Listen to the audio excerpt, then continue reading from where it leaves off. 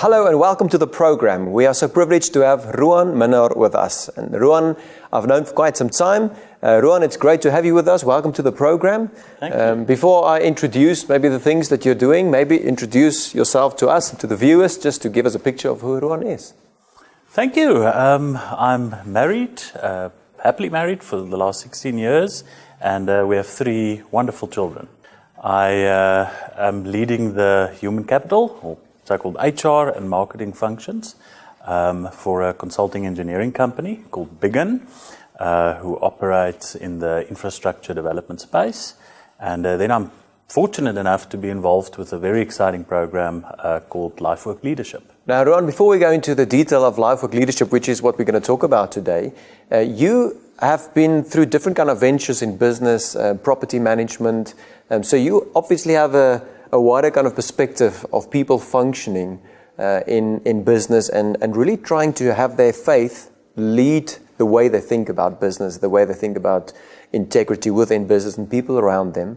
We're going to talk about Lifework Leadership in a minute, but why is it important for business people like yourself that's been in different kind of ventures in your life to really answer the question, Jesus in my life and business?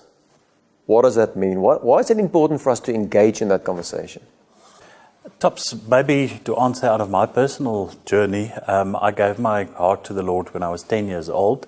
And very short after that, people started telling me that I'm called for full-time ministry. And confused me a little bit, because at that stage, due to the small congregation we were involved in, it meant one thing, that I had to go to Bible school and that I would have had to become a pastor and would have to preach every Sunday and, do the typical pastoral type of ministry. And to be honest, it didn't really excite me all that much. And when I felt called rather to the business community, I very quickly picked up that some people don't really understand that you can also be called for other sectors in the society. So quite often in the church community, we separate that sacred and the secular divide, and we feel that if you're called for that type of full-time ministry within a church environment, that the calling is somehow higher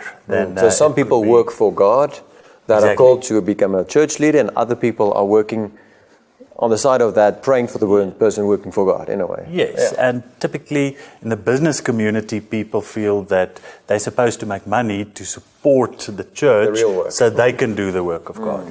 But in the meanwhile, all of us are called to be salt and light and to make a difference, wherever we are. Okay.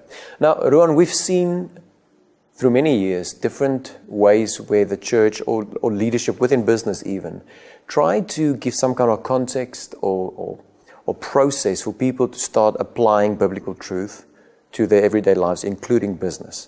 Getting the principles of the Word of God as central to the way that they engage with people and different transactions, depending on the kind of business. But Lifework Leadership has got a specific model. Maybe just tell us something of the history of the way that it was formed, and then we'll get into the effect that it has on the lives of people. I've been involved in the business ministry component of churches for many years, and we were always looking for the next step, after a normal or typical business breakfast. And you get a speaker in and everyone is highly motivated, but then, what's next and where can we get more information? So a few years ago, we came across this phenomenal process or program. It originated in the USA more than 25 years ago. And what they did is they studied the life of Jesus and the topics he chose to engage the 3, the 12, the 70, the multitudes with. And in a chronological order, they basically packaged it into this program, which typically runs over 9 months. And it's a bunch of marketplace leaders that come together and just journey together, but also try and delve deeper. And what I love about the program is that there are normally different components, and we get the sound biblical principles where we ask one of the spiritual leaders in a city to that engagement that month, just come and share with us, what did Jesus say about the topic? And Then we get a business person in, and we typically interview him or her, and ask for practical application.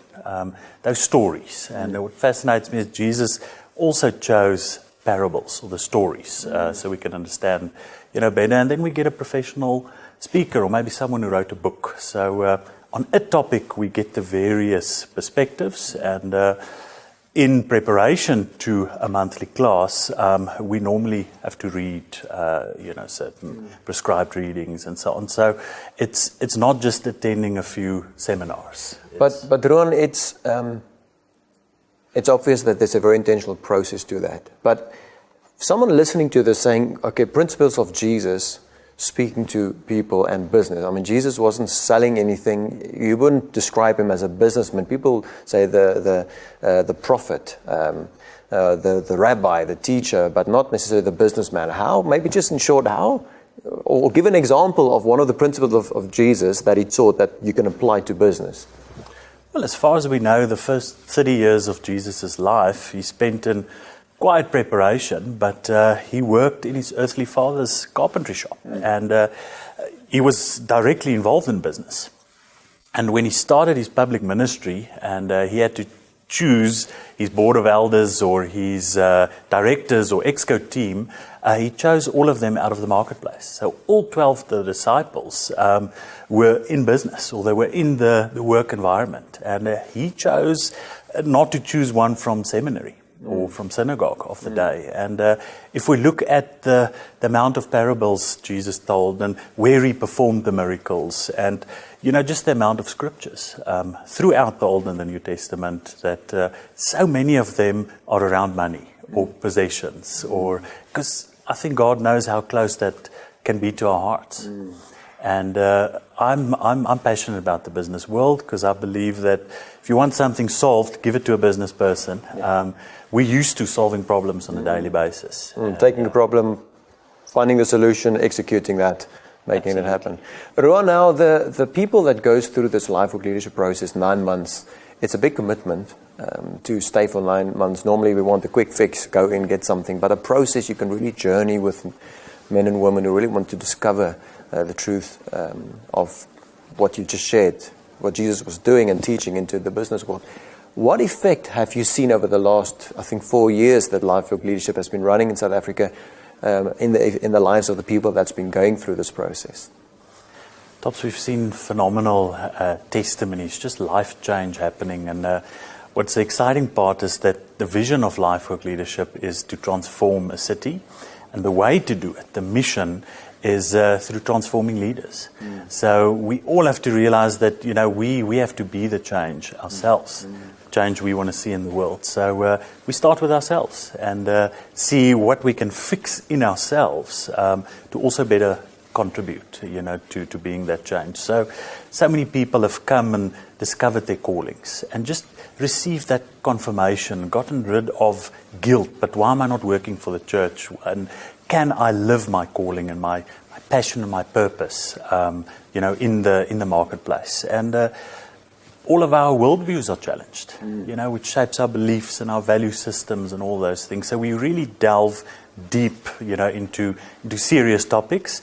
And then there's a lot of fun. We have around topics like courage and integrity and servant leadership and just becoming a better, not only businessman, but also a better father and a better husband and a better colleague, someone who can serve in the community. And there are so many stories where business people actively chose to get involved in the non-profit environment, and where they would just go and solve problems and challenges, in the non-profit world, and quite often not just give money, but actually go and spend some time, and figure out, wow, but actually in the non-profit world, they're faced with the same amount of challenges that we are in the for-profit environment, and quite often with far less resources than we have. And I've heard so many business people come back and say, what, I went to give, but actually I learned. And I got way more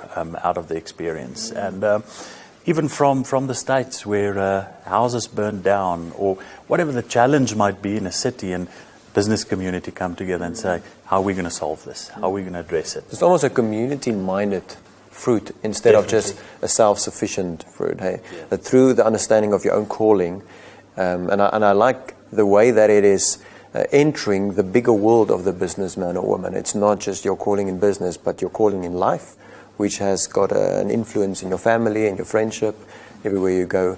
But Ruan, this is so exciting because I think more and more we see people just understanding the fullness of Christ in them, identifying with who Jesus is, and responding to that with passion and with energy and with impact in our community.